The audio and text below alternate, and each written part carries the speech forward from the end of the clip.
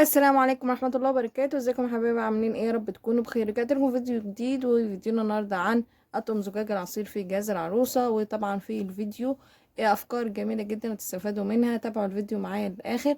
قبل ما نبدأ الفيديو متنسوش تشتركوا في القناة وتفعلوا زر الجرس، ويلا بينا.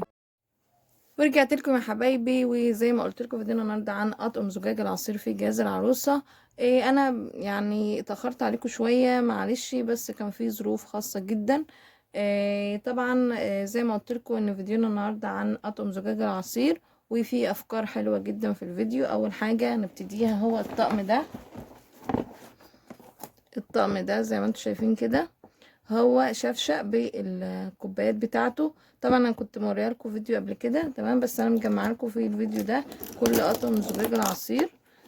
تمام، بصوا انا عاملاه بلاستر كده. بسم الله، افتحه لكم وارجع لكم. زي ما انتم شايفين يا حبايبي اهو. تمام، ده الشفشق. بسم الله اهو. ده الشفشق بالعصير. تمام، ودي الكوبايات بتاعته اهي زي ما انتم شايفين كده. ده انا عايزه اقول لكم ان انا شفت كوبايات زيه. الكوبايتين عاملين 30 جنيه. انت ممكن برضو تشتري، من لو مش عايزه الشفشق ممكن تشتري الكوبايات لوحدها، اللي هي الكوبايه بتبقى عامله 25 جنيه. وكان في نازل عرض الاتنين مع بعض ب30 جنيه، كان نازل عرض في فتح الله. فلو انت عايزه تشتري كوبايات زي دي مثلا فرداني وكده يعني. تمام، ده كان اول طقم معانا. تاني طقم معانا يا حبايبي هو الطقم ده ميد لمونارك.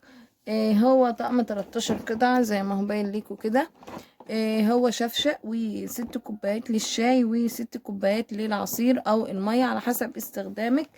تمام، معلش انا مش هفتحه، وانا كنت فتحته لكم في فيديو قبل كده، ارجعوا له هتلاقوه فوق. تمام، هسيب لكم اللينك بتاعه. طبعا الطقم ده ما شاء الله، بس هو الشفشق بتاعه من غير الشفشق بتاعه من غير غطا. تمام، ده كان تاني طقم معانا. تالت طقم معانا يا حبايبي هو الطقم ده. طبعا هو شفشق بالست كوبايات بتاعته. تمام، بسم الله. مهم. زي ما هو باين لكم كده. طبعا انا بحب اللون الاصفر جدا، وطبعا ده رسمة البرتقال مكتوب عليه اورانج اهو، وهو بغطا زي ما انتم شايفين، ومعاه الست كوبايات بتوعه.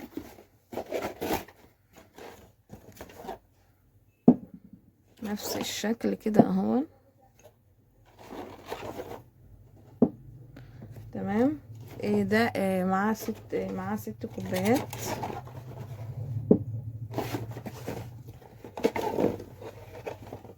تمام يا حبايبي اهو. وطبعا هيبقى شكله جميل جدا على السفرة بتاعتك في رمضان او في العزومات، او طبعا بينك وبين اهلك واهل جوزك كده هيبقى شكله حلو. شفشق بالعصير او المية والكوبايات بتاعته. هو ما شاء الله عليه وخامته حلوة. الازاز بتاعه برضو خامته حلوة وهي عجبتني فجبته. تمام، ده كان تالت طقم معانا. جبت ايه كمان يا حبايبي؟ جبت الطقم ده. الطقم ده من كيتي كلاسز. طبعا انا ما وريته، ده جديد لسه ما كنتش وريته لكم قبل كده.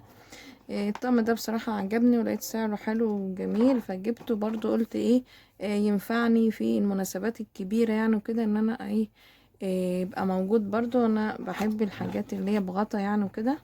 بسم الله. ده اهو، هو ده الشفشق زي ما هو باين ليكم، وده الغطا بتاعه.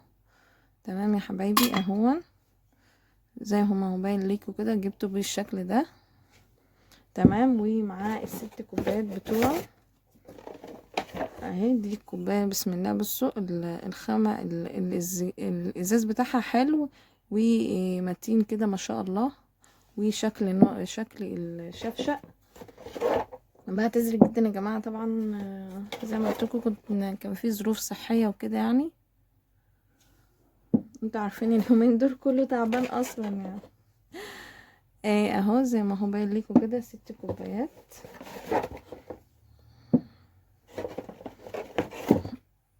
يعني اهو. وانا بنصحك بصراحة وانت بتجيبي اي شفشة ان انت تجيبيه بغطا. عشان لو اتبقى عصير ولا حاجة فانت تغطيه وكده. فبيكون افضل يعني واحسن. تمام اهو بالشكل ده. ده الشفشق والكوبايات بتوعه. وطبعا زي ما قلت لكم هو غطا، والغطا بتاعه اكليريك مش ازاز، تمام، لكن الشفشق ازاز، تمام. ده كان رابع طقم معانا من ازاز العصير. نيجي بقى يا حبايبي للافكار اللي انت ممكن تعمليها وانت بتجيبي مثلا ازاز. انت ممكن تعملي افكار جميلة من غير ما تشتري طقم كامل. يعني مش لازم تروحي تشتري طقم مثلا ب300 500 جنيه عشان خاطر العصير وكده، برضو في الاخر هو ازاز ويتكسر. ممكن برضو ان انت لو عجبك حاجة تعملي منها طقم. فانا الكرتونة دي عاملة منها ايه طقم، كنت وريتكم الشفشق قبل كده، وان هو كنت شارياه فرداني. هفتحه لكم برضو، بسم الله اهو. بصوا الشفشق ده انا كنت شارياه من ثانية واحدة.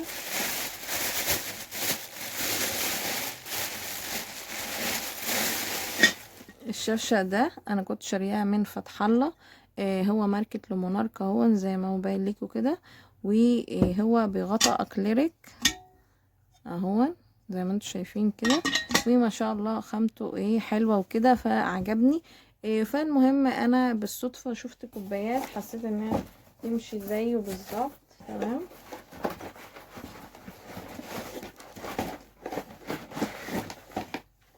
اهي وبرده هي لمونارك. بصوا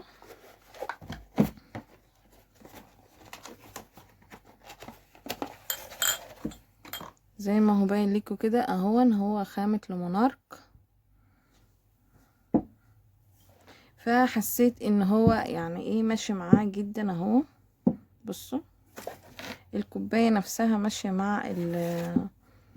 مع الشفشق نفسه. فانا جبت منه جبت 6 من الكوبايات دي، تنفع طبعا كوبايات مية او كوبايات عصير، تمام. جبت برضو يا حبايبي لقيت الكوبايات دي الكوبايات دي اللي هي كوبايات شاي. بصوا كوبايات شاي اهي، بصوا اللي هي فيها الكوبة من تحت كده نفس ال الشفشق، تمام. فقلت ان هما يبقوا طقم كده مع بعضه زي الطقم الكبير بتاع المونارك ده اهو، اللي هو يبقى بصوا اللي هو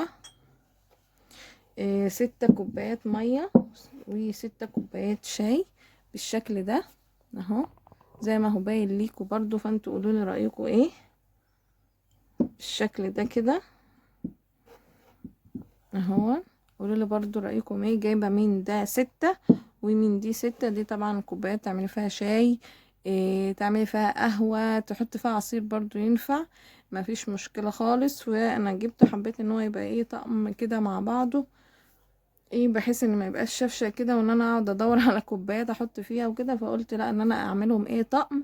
فممكن برضو ده فكرة للبنات اللي هي مثلا ممكن تكون جابت شفشه زي ده، وممكن تكون منه تعمل منه طقم كبير كده مثلا 6 و6 12 والشفشه 13 قطعة اهون، ويبقى عندك طقم جميل جدا.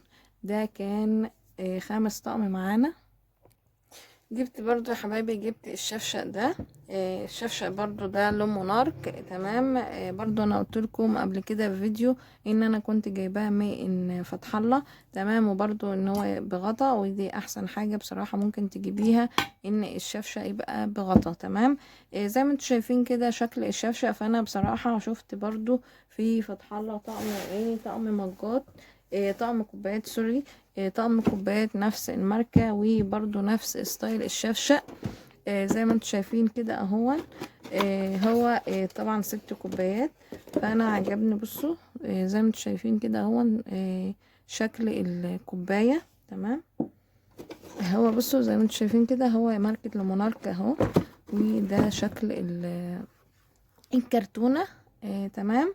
لو انتوا مثلا عجبتكم عايزين تعملوا زي ما انا عملت، تمام يا حبايبي. بصوا ده الشفشق ودي الكوبايه، شايفين نفس التضليعه بتاعه الشفشق، نفس التضليعه بتاعه الكوبايه. فحبيت ان انا اعمل منها طقم برضو يبقى حلو كده. تمام. بما اني جبت الشفشق برضو، وان انا برضو لما اجي ايه اقدم للضيوف، ابقى بقدم في حاجه ايه شبه بعضها وشكل ايه بعض، زي ما انتم شايفين اهو.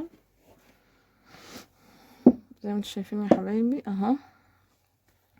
ده اللي هو الطقم اللي هو السادس. تمام. زي ما انتم شايفين بصوا نفس التمويجة، واللي في هنا من تحت اهي نفس التمويجة اللي في الكوباية من هنا برضو اهي نفس الشكل بالظبط. فانا كده برضو عملت طقم شفشق ب6 كوبايات. وبرضو ان انا إيه ما جبتش بقى الشفشق كده فرداني، وقعدت بقى ادور على كوبايات احط فيها العصير من شكل تاني. حبيت ان هو كله يبقى ايه شكل بعضه وماشي مع بعضه. تمام يا حبايبي. برضو قولولي ايه رأيكم في الافكار دي الأطقم اللي أنا جمعتها دي، ايه رأيكم فيها؟ طبعا كده أنا جبت 6 أطقم شفاشق عصير في المطبخ. طبعا الحاجات دي هحطها في المطبخ إن شاء الله بإذن الله. وطبعا ما تكتروش عن كده، يعني كل عروسة بتجيب ما تكترش عن كده، لأن طبعا في كوبايات بقى فرداني ومجات فرداني لسه هعملها لكم فيديو تاني إن شاء الله بإذن الله. فأنا حبيت إن أنا أجمع لكم كل الأطقم العصير اللي هي بالشفشق لوحدها وأقول لكم عليها. تمام يا حبايبي. واقول لكم برضو الافكار اللي ممكن اي عروسة تعملها. اتمنى يكون الفيديو عجبكم وطبعا يا حبايبي اتمنى من كل اللي بيشوفوا فيديوهاتي وما اشتركش في القناة يشترك عندي في القناة وفعل زر الجرس عشان توصلوا كل فيديوهاتي اول باول. انتظروا الفيديوهات الجاية ان شاء الله، ان شاء الله تفيد كل عروسة بتجهز. واشوفكم على خير فيديو جديد. باي باي.